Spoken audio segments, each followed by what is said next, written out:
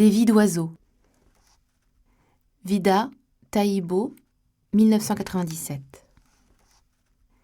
La reine en son palais. On peut considérer que ce fut grâce à son mari que Madame Isara rencontra le lieutenant Taibo. Monsieur Isara avait tenu à appeler le poste de police un soir d'octobre 1997, malgré l'heure tardive et le caractère sans urgence de son appel, afin de déclarer qu'il leur semblait avoir été cambriolé, mais que rien, et il avait insisté étrangement sur ce point, ne leur avait été dérobé. Taibo, qui était d'astreinte ce soir-là, seul avec un livre sur Valérie Jean Solanas, se permettant de lire parce que justement il était seul et qu'il ne s'attirerait aucune réflexion désobligeante, avait reposé le livre en question dans l'unique tiroir qui fermait à clé, soupiré dans le combiné et demandé pourquoi ils en étaient venus à l'idée qu'ils avaient été cambriolés puisque rien ne manquait. Ce n'est pas qu'il désirait jouer sur les mots. Le lieutenant Taibo était un homme qui se voulait précis. Mais la voix de M. Isara s'était durcie. Il devait parler avec ce genre de voix à ses collaborateurs. Il devait arriver en réunion, toujours en retard, ouvrir la porte de la salle avec brusquerie comme s'il désirait les surprendre à jouer aux cartes ou à passer des appels confidentiels à une société concurrente. Et il devait balayer du regard les 10 collaborateurs, déjà tous assis autour de la table, qui, eux, faisaient comme s'ils ne l'avaient pas vu, tentant de continuer la réunion sans tenir compte de son irruption, essayant de ne pas être tétanisés par sa soudaine présence, si évidemment réprobatrice. Et M. Isara se mettait en condition. Il regardait les stores, les fauteuils, les revêtements muraux, l'ordre du jour sur le tableau. Il y avait toujours quelque chose qui l'agaçait ou l'offusquait, et il commençait à leur parler d'une voix cassante. Il les interrompait et il les brisait.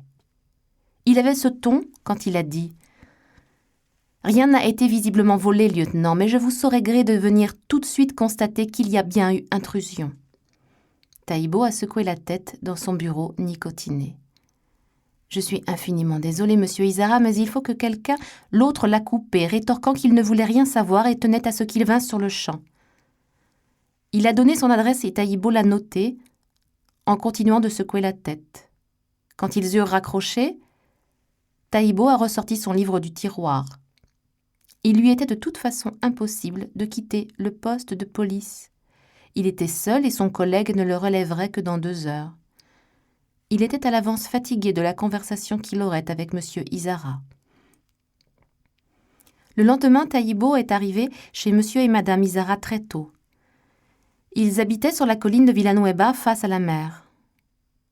Taibo vivait de l'autre côté de la ville. Il n'aurait jamais pu se payer une villa du style de la leur, même s'il avait travaillé pendant 2000 ans et cessé de s'alimenter solide-liquide pendant tout ce temps. Il habitait dans un mobil-home derrière l'hôpital, dans le quartier qu'on appelait Villanueva Nueva, parce qu'il était moderne, dans la mesure du possible, et parce qu'on y trouvait l'université et des immeubles bleus en vert. C'était tout ce qu'il pouvait s'offrir compte tenu de son salaire et de l'argent qu'il versait à Teresa quand elle était à sec. Mais au fond, ce n'était pas un problème pour Taibo. Il a tourné un moment dans le quartier des Isara, au volant de sa voiture bicolore, gyrophare éteint, rechignant à débarquer chez eux à 6 heures du matin.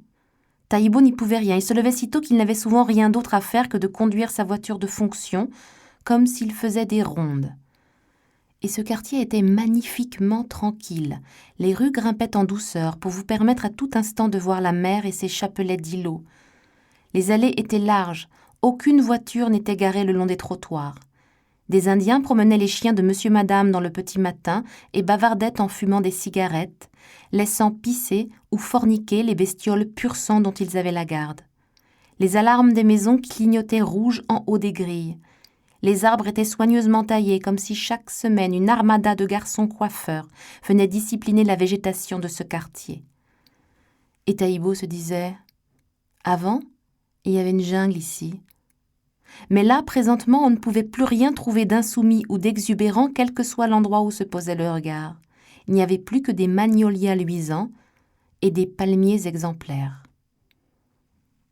À Villanueva, l'hiver est une saison triste et une grande partie des habitants de la colline, on l'appelait la colline Dollar, partaient en villégiature sous des cieux plus cléments, abandonnant leurs chiens et leurs Indiens sur place.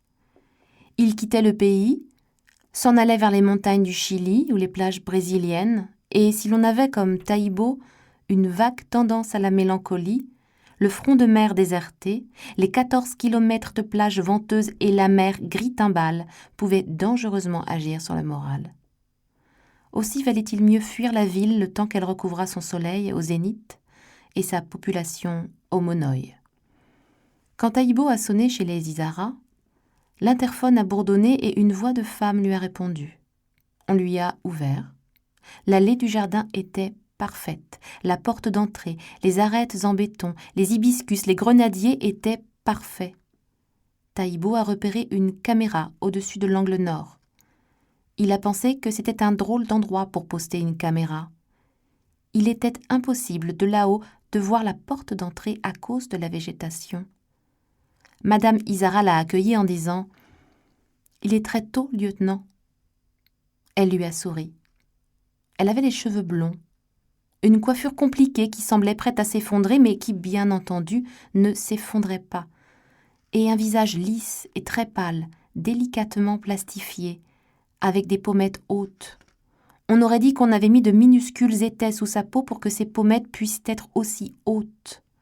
Ses yeux étaient beiges. Impossible de qualifier plus justement la couleur de ses yeux. Ils avaient adopté la teinte de sa carnation, comme si trouver une autre couleur les avait épuisés et que cette demi-teinte, un peu bizarre, était ce qu'ils avaient pu faire de mieux. Elle s'est excusée du désordre. Ils étaient revenus la veille de voyage. Elle avait une voix aiguë, perchée, tendue. Taïbo a regardé autour de lui. Tout paraissait à sa place, parfaitement à sa place. Rien d'approximatif dans l'agencement de cette maison. « Vous prendrez bien un café ?» Taïbo a acquiescé et ajouté « Je ne voulais pas louper votre mari. » Elle a haussé les épaules en passant dans le salon. « Il est déjà parti pour le bureau. Mais je vais vous expliquer, vous verrez. » Elle s'est éclipsée pour lui apporter un café. La bonne n'était pas là. Il est resté debout, incongru, au milieu de ce salon où tout ce qui n'était pas en bois foncé était blanc cassé. Taïbo a imaginé les hommes qui coupaient les arbres dans la forêt pour que cette femme déjeune sur cette table. Il a bien aimé se faire cette réflexion. La diversité du monde était quelque chose qui le distrayait. Il s'est planté devant un tableau en réfléchissant à cela, et quand Madame Isara est revenue, elle a souri, tout miel, en disant « Vous vous intéressez à la peinture, lieutenant ?» Elle a tendu la main vers le tableau qu'il examinait. « C'est un Bacon. » Taïbo ne savait pas précisément qui était Bacon, mais il a songé que c'était une drôle d'idée de le laisser pendu au mur pendant qu'on partait en voyage. Elle lui a fait signe de s'asseoir, il a choisi un tabouret en cuir blanc, elle a tout sauté. « C'est un repose-pied, lieutenant, venez sur le canapé. » Taïbo s'est levé du repose-pied et il est allé docilement sur le canapé. Madame Isara portait une sorte de grande tunique violette brodée qu'elle avait dû rapporter de son séjour à l'étranger. Il a aperçu ses chevilles quand elle s'est assise. « En fait, je peux confirmer qu'ils n'ont rien volé, mais quelqu'un a dormi dans mon lit. » Taïbo a pensé à Boucle d'Or. Il a sorti son carnet, il a noté « Bacon » et « Boucle d'Or » et tout ce qu'elle lui racontait. Apparemment, plusieurs personnes avaient habité chez eux pendant 2 semaines. Et il y avait au moins une femme, a certifié Madame Isara, l'index sur la lèvre dans un curieux geste qu'elle croyait gracieux, mais qui a paru lui intimer le silence. Ils avaient utilisé le sauna à l'entresol, dévoré ce qu'il y avait dans le congélateur et éclusé la cave de monsieur. Ils avaient dormi dans toutes les chambres de la maison, porté les vêtements des penderies, fumé et Dieu sait quoi encore. Taïbo a demandé comment ils étaient entrés. « Par la porte, lieutenant. » Madame Isara a froncé les sourcils comme s'il posait une question absurde. Il a demandé s'il y avait une alarme. Elle est devenue un brin confuse. Il semblait que l'alarme n'était pas tout à fait opérationnelle au moment de leur départ, que c'était elle qui était censée s'en occuper, que la société de maintenance pour l'alarme et les caméras devait passer pendant leur absence, mais qu'en fait personne n'était venu. À part les jeunes qui s'étaient installés, bien entendu. « Pourquoi des jeunes ?» Madame Isara a dit Taïbo. « Vous voyez des vieux faire cela, lieutenant ?» Taïbo a réfléchi et il s'est dit que oui, il voyait bien des vieux faire cela. Il a insisté, voulant savoir si quelque chose de plus précis lui paraissait indiquer qu'il s'agissait de jeunes personnes. « Les parfums que la fille a choisi de porter », a-t-elle répliqué. Il n'a rien trouvé à répondre, alors il est allé examiner les lieux. Madame Isara l'a précédé dans l'escalier et il est resté quelques marches en arrière pour ne pas être trop près d'elle et ne, bien sûr, pas se retrouver les yeux à hauteur de ses fesses. Il y avait 6 chambres à l'étage et elles avaient toutes été essayées, lui a précisé Madame Isara. Le lieutenant n'a vu qu'une enfilade de pièces toutes aussi bien agencées, confortables et engageantes que celles d'une pension de famille rigoureusement tenue. Madame Isara a indiqué que dans chacune d'elles, les lits avaient été défaits et qu'il était évident que des gens, des corps, a-t-elle dit, y avaient dormi. Il y en avait une fermée à clé, mais elle la lui a obligeamment ouverte. C'était une chambre d'adolescente, avec guitariste au mur, coupe de marathonienne alignée au-dessus de l'armoire, couvre-lit en patchwork et mur peint en bleu ciel. Le genre de chambre qui porte encore des oripeaux d'enfance, ours en peluche et boîte à musique, mais qui se métamorphose par vagues en autre chose, quelque chose de plus sexuel, type torse nu en poster, photos de gamines collées les unes aux autres, gloussant pour des raisons mystérieuses. Madame Isara a refermé très rapidement la porte en disant « Ils n'ont presque pas touché à celle-ci ». Taïbo s'est demandé comment les intrus avaient déniché la clé, puis il a pensé que sa fille était morte et qu'il avait mis un pied dans le mausolée. Cette conviction l'a empêché de poser la moindre question. Taïbo avait cette sorte de pudeur qui lui interdirait toujours d'être plus qu'un lieutenant de police dans une ville désertée la moitié de l'année. Il ne pouvait simplement pas poser la question qui fâchait, pris qu'il était dans une empathie encombrante. Il s'est secoué et il a continué à faire le tour des chambres. Mais il n'y avait plus rien à examiner. Madame Isara avait tout rangé, tout nettoyé, expliquant que la bonne, elle ne disait pas bonne, elle disait dame de maison, ne devait revenir que le lendemain, précisant qu'elle-même avait passé sa nuit à tout briquer, et Taïbo, ne comprenant pas bien ce qu'on attendait de lui, a juste dit, les bras ballants « Il n'y a donc pas d'empreinte ?» Et elle, presque satisfaite de cette constatation, comme si on la complimentait sur ses qualités ménagères, a approuvé avec un haussement de sourcils charmant au-dessus de ses yeux beiges. Taïbo a cru bon de préciser « Et puis si rien n'a été dérobé, madame, je ne peux pas faire grand-chose. » Au moment de partir, il a voulu en savoir plus, même si au fond tout cela n'avait pas grande importance et qu'il ne se serait jamais déplacé si le mari Isara n'avait pas eu ce ton si peu amène et si son collègue Julio ne lui avait pas dit hier soir à l'heure de la relève « Tu devrais aller voir, le type est un gros bonnet, il pourrait t'emmerder. » Taïbo avait presque oublié que c'était pour cela qu'il était venu jeter un œil chez Lady Isara et pas seulement pour trouver un but à sa ronde matinale.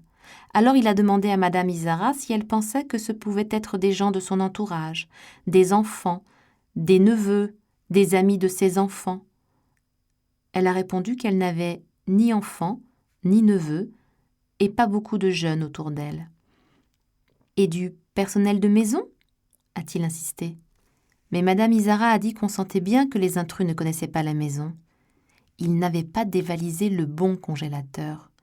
Ils avaient d'abord vidé celui avec les petits pois au lieu de commencer par celui avec le gibier de son mari. Taïbo a hoché la tête comme si son raisonnement lui paraissait judicieux. Avant de partir, il est allé voir le jardin derrière la maison. Elle l'a suivi. Il a dit « Il est très bien entretenu. » Et en effet, il était magnifique. Il y avait même une roseraie. Elle a tout sauté en disant qu'il l'était moins qu'avant. Alors Taïbo et son imagination trop fertile ont pensé que c'était la fille morte des Isara qui avait l'habitude de s'occuper du jardin et que les choses n'étaient plus maintenant ce qu'elles étaient autrefois. Il s'est retourné un peu brusquement vers Madame Isara, il lui a serré la main en lui assurant qu'il la tiendrait au courant s'il avait des informations. Des informations sur quoi au juste ? Sur des jeunes qui venaient dormir chez les gens pendant leurs vacances ? Et il est parti. La roseraie de Vida. Juste après le départ du lieutenant, Vida est allée s'asseoir dans la cuisine. Vida aime particulièrement cette pièce dans la grande maison que Gustavo a fait construire parce qu'on y bénéficie d'une très belle vue sur la baie. C'est une vue qui la rassérène, elle a quelque chose de luxueux. C'est comme si vous ne pouviez ignorer qu'une vue comme celle-là, ou du moins la jouissance que vous en avez depuis une habitation, a une signification très précise et en dit long sur l'état de vos finances. La vue est luxueuse, mais ce n'est pas cela qui lui plaît. Et encore, il est possible qu'elle se trompe, qu'en fait elle soit si heureuse d'être partie de son village, d'avoir quitté sa misère, d'avoir réussi, même partiellement, même ponctuellement, à éjecter le démon qui s'était assis sur son ventre, le démon qui s'assoit sur le ventre des habitants d'Irigoyen quand ils naissent dans cet endroit au milieu du désert et du guano. Elle est tellement heureuse de cela qu'elle se ment peut-être à elle-même, et c'est bien entendu le plaisir d'avoir de l'argent qui la comble, et non une quelconque satisfaction esthétique. Cette vue est une sorte d'extension séduisante d'elle-même. Elle se sent méritante quand elle la contemple, comme si elle l'avait gagnée, ce qui est toujours une prétentieuse et oublieuse façon de s'octroyer des biens. Gustavo ne comprend pas pourquoi elle passe tant de temps dans cette cuisine. Elle reste assise à boire du thé, un coude sur la table et les yeux fixés sur les agaves qui descendent le long du chemin vers la route et sur la mer qui miroite au loin, comme si elle abritait un trésor. Le sol de la cuisine est en grès comme dans toute la maison. C'est une pierre étrange qui semble adapter sa température à la vôtre. Vida marche pieds nus, ce qui agace Gustavo, et elle sait parfaitement pourquoi cette habitude l'agace. Il pense qu'elle lui vient de son enfance au village. Il ne sait pas, lui a-t-elle seulement dit, que sa grand-mère lui interdisait toujours de marcher autrement qu'avec de vieilles savates aux pieds. Elle avait une théorie selon laquelle le froid de la terre remontait dans les jambes des fillettes et leur glaçait les ovaires.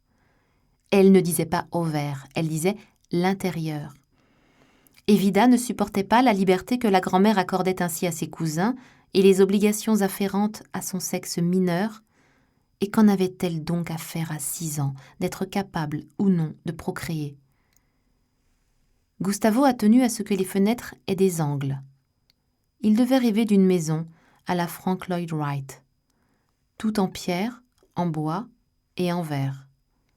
Sauf que la colline sur laquelle elle est édifiée n'est pas stable. La maison n'a que 20 ans et elle se fissure à tel point qu'on la croirait bâtie sur une carrière. Vida reste assise parfois à regarder simplement les fissures qui se forment. Gustavo, de son côté, appelle les architectes et ses divers assureurs. Mais elle ne fait que regarder les fissures créées de curieux encéphalogrammes dans toute la maison. Les fenêtres de leur maison ne s'ouvrent pas. C'est une chose qui rendait folle Paloma. Gustavo a fait installer les climatisations dans toutes les pièces, même dans le placard à chaussures. Alors il a décrété qu'ouvrir les fenêtres serait inutile. Ce matin-là, il y a cette belle lumière orange qui confère une phosphorescence étrange au mur de la palissade et à l'antenne satellite. On voit même la lune dans le ciel très bleu. Ces cratères sont aussi bleus que le ciel et on dirait qu'elle est percée ou transparente par endroits. La maison est silencieuse. Une maison dont les fenêtres ne s'ouvrent pas est une maison effroyablement silencieuse. C'est comme si on lui demandait de subvenir en circuit fermé à sa propre subsistance. Et cette pensée inquiète Vida. Elle a l'impression de se retrouver dans un roman terrifiant où la chaudière prend vie, ou bien le congélateur, ou n'importe quoi de théoriquement inerte, ronronnant et sans âme, et où l'objet, qui s'anime, réduit la famille en esclavage, massacrant d'abord quelques-uns de ses membres, puis réduisant les survivants en esclavage. Vida sort dans le jardin écouter la rumeur lointaine et fastueuse du monde. Fastueuse parce que lointaine, si peu dérangeante. Une rumeur qui vous dit juste que le monde existe, mais qu'il ne peut en rien contrarier la perfection de ce petit matin. Le vrombissement de l'autoroute là-bas, très loin, près de l'hôpital bleu de Villanueva. Les mouettes, le ressac. En se concentrant bien, il devrait bien y avoir le bruit du ressac et le chuintement de l'écume, même si on est tout en haut de la colline. Un long courrier qui traverse le ciel de part en part avec ces minuscules voyageurs plongés dans le sommeil, les guêpes, le bourdonnement des guêpes, et aussi celui des abeilles attirées par les roses de Vida. Quelle différence d'ailleurs entre leurs bourdonnements respectifs ? Et Vida marche jusqu'à la roseraie, et elle revoit la silhouette d'Adolfo penchée sur ses roses.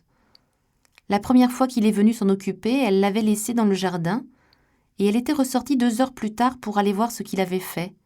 Il avait scrupuleusement suivi ses instructions, désherber, élaguer et nettoyer, donnant aux roses l'écrin qu'elle n'avait jamais encore eu. Et Vida s'était étonnée qu'il eût su si précisément, et au-delà de ce qu'elle avait pu lui dire, ce qu'il convenait de faire dans son jardin. Elle avait seulement dit « C'est parfait ». Il l'avait regardée dans les yeux et il avait répondu, mais elle ne pourrait le jurer, « Je sais ce que chacun de vous attend ». Elle ne pourrait le jurer parce qu'il reste des zones floues concernant ce garçon. Elle arrive simplement à visualiser sa silhouette dans le jardin et son chapeau de cuir pareil à celui que portent les hommes des collines. Il lui avait parlé avec l'accent d'Irigoyen, comme s'il avait su d'où elle venait elle-même, un accent qu'il perdait quand il s'adressait à quelqu'un d'autre. Et comment pouvait-il deviner d'où elle venait ? Vida s'assoit sur le banc de pierre sous la voûte fleurie.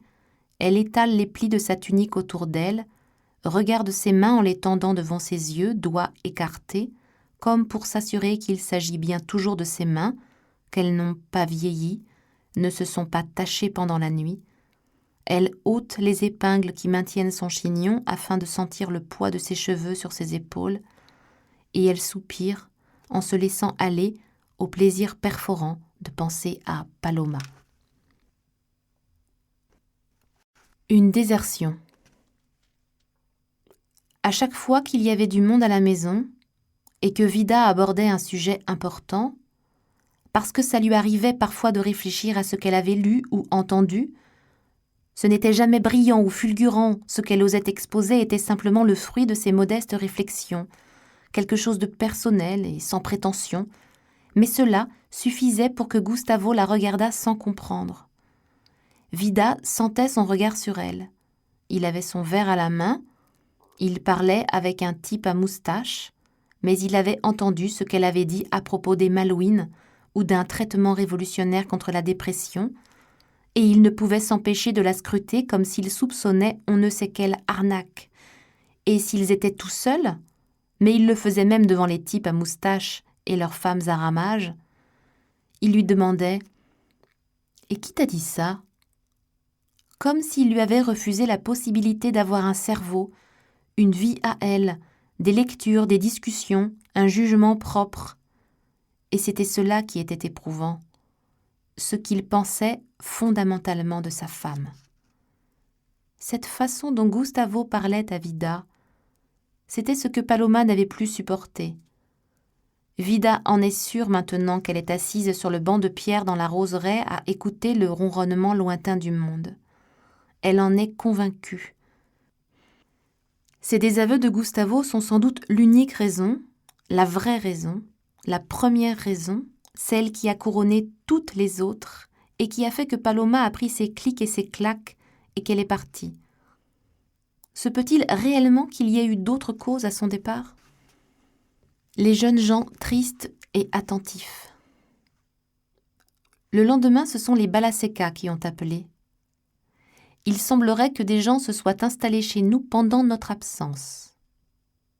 La chose a commencé à amuser le lieutenant Taibo. Chez les Balaseka, il est une fois encore arrivé trop tôt. Il a lu dans la voiture pour attendre une heure décente, ses longues jambes coincées sous le volant. Taibo est un flic qui n'aurait pas dû être flic. Quand il était gamin, il voulait devenir professeur ou avocat ou ethnologue. Là d'où il vient, au village, personne ne sait ce que signifie le mot ethnologue. Alors il fanfaronnait en se croyant supérieur au reste du monde. Et finalement, il est devenu flic. Ça, tout le monde sait ce que ça veut dire. La maison des Balaseca est plantée très haut sur la colline et on voit les îles depuis tous les coins de ce jardin à palmiers et magnolias si coquettement entretenus. La pelouse est verte et drue comme une moquette. Et qu'y a-t-il de plus beau que la mer avec ses îles volcaniques ? Les îles paraissent simplement posées sur l'eau, naviguant au gré des vagues, se déplaçant avec lenteur d'un point à un autre. Cette maison ne ressemble pour autant pas du tout à celle des Izarra. Celle des Balaseca essaie de se faire passer pour une hacienda. Ses murs sont enduits de chaux, le haut des portes est en demi-cercle et les balustrades en fer forgé à l'étage sont toutes tarabiscotées. Les Balaseca ont accueilli Taïbo, lui ont offert du café, fait part de leur inquiétude. Comment des gens peuvent-ils s'introduire chez vous, se glisser dans vos pénates, se prendre pour vous, regarder vos films, vautrer dans votre canapé, dormir dans votre lit, se servir de votre shampoing, utiliser le service à café de Madame Balaseca mère, celui qu'on ne sort jamais de peur de le réduire en miettes, parce que sa porcelaine est si fine qu'on peut voir les ombres à travers. Et à quoi sert-il donc d'être prudent et parcimonieux si n'importe qui peut venir chez vous et briser ce que vous avez mis tant d'applications à ne pas même ébrécher, si n'importe qui fouille dans vos tiroirs et y trouve ce que vous ne montreriez même pas à vos meilleurs amis, un corset en dentelle fine de Paris et de petits jouets vrombissants. Et pourquoi ne montreriez-vous pas cet attirail à vos amis ? Mais tout bonnement parce qu'il s'agit de votre intimité, et ces gens se sont donc emparés de votre intimité. Et Madame Balaseca avait l'air toute bouleversée, ou peut-être choquée, comme si elle avait assisté à un accident de voiture.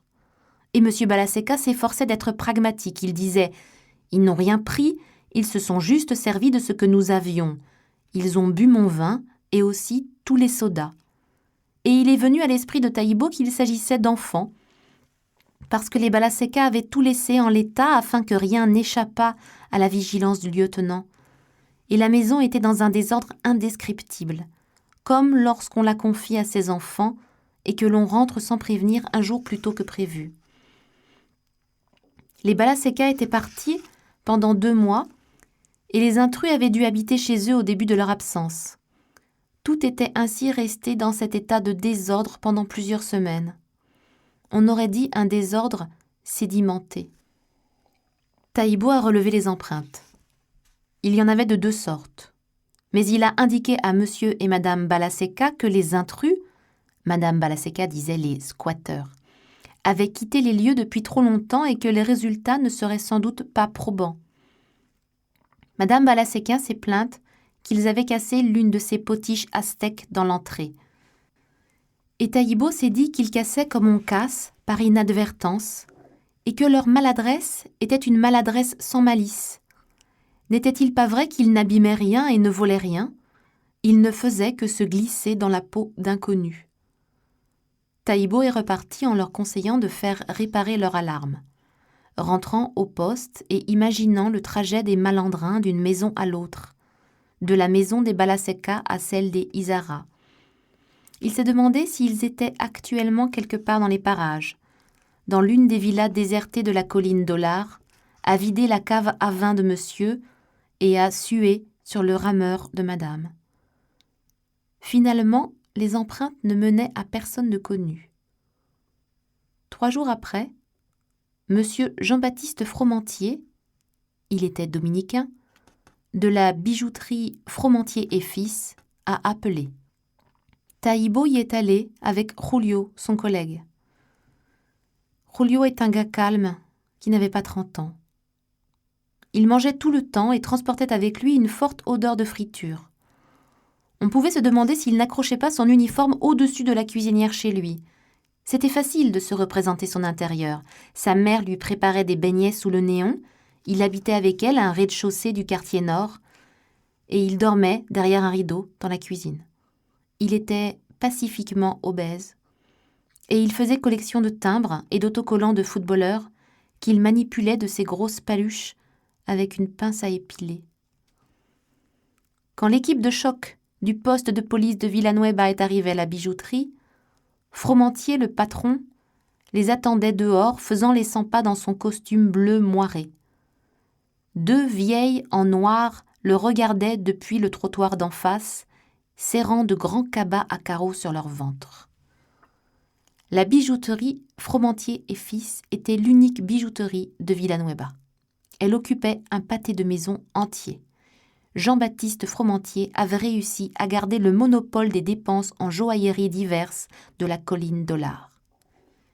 Il était très agité quand il accueillit les 2 policiers. Il répétait des paroles peu cohérentes sur l'argent qu'il allait perdre à tout remettre en ordre. « Je vais louper des commandes et aucun assureur ne peut rien contre ça, disait-il. Il gesticulait. On aurait pu croire qu'il tentait de se débarrasser d'une armada de fourmis rouges qui se serait faufilée sous la moire de son costume. Taïbo voulut savoir ce qui s'était passé, mais l'autre n'arrivait pas à être clair. Il disait simplement « Tout a été déplacé ». Et Taïbo a pensé « Pourquoi m'appelle-t-on quand les choses sont déplacées ? Qu'ai-je à faire de ces tragédies minuscules ?» Et Fromentier a glapi. « En plus, si je dois compter sur l'autre ahurie pour vérifier s'il y a eu vol ?» Alors Taïbo a aperçu l'ahurie en question qui était le commis de Fromentier, un garçon au visage grêlé, en blouse blanche, qui donnait l'impression de vouloir se fondre dans le mur. Il était clair qu'il avait déjà dû avoir affaire à l'injustice et qu'il se gardait d'approcher de trop près les scènes de crime de peur d'être pris dans la rafle. Taïbo est venu vers lui pour échapper aux pantomimes de Fromentier et pour l'interroger. Et le garçon lui a dit que les commandes avaient toutes été mélangées, qu'il y en avait pour des sommes astronomiques, et on sentait qu'il répétait un mot de Fromentier, et qu'il était difficile de savoir ce qui manquait, que les commandes étaient comme d'habitude dans de menus sacs en papier nominatif, mais qu'aucun des noms ne correspondait plus à ce que contenaient les sacs, que les perles dans les écrins étaient à la place des émeraudes et les rubis à la place des améthystes, que les tiroirs avaient été vidés et ensuite remplis en dépit du bon sens, les vitrines avaient été brisées, mais uniquement pour accueillir d'autres bijoux que ceux qu'elles présentaient ordinairement. Le commis triste a ajouté qu'il y avait une caméra. Il a dit ça pensivement pendant que Fromentier bramait dans le téléphone. « Ce sont des jeunes !» ne s'adressant sans doute pas à son assureur en ces termes, car qu'aurait bien pu faire l'assureur de ce genre d'informations, mais tenant à aviser les policiers de ses déductions, alors répétant à intervalles réguliers tout en éloignant le combiné de sa bouche, « Ce sont des jeunes !» Taïbo avait envie de le faire taire. Il est allé visionner le film dans l'arrière-boutique. Il n'y avait pas grand-chose à voir. La caméra avait été obstruée très vite avec de la crème chantilly. On avait juste le temps de distinguer 2 silhouettes, dont l'une était indéniablement celle d'une fille. Elle avait les cheveux très longs et clairs et un loup noir sur les yeux. Elle s'était dessinée une fine moustache et une barbichette.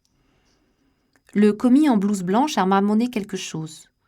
Et encouragé par Taïbo, il a dit que la fille avait la silhouette de Paloma Izara. « Paloma Izara ?» a répété Taïbo. « Oui.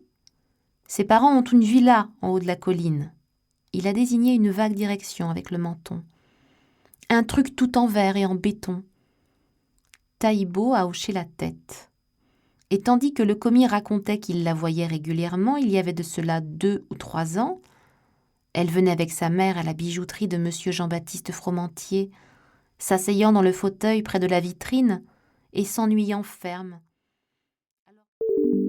Nous espérons que vous avez apprécié cet aperçu. Pour continuer à écouter ce livre audio sur Google Play Livres, utilisez le lien dans la description de la vidéo.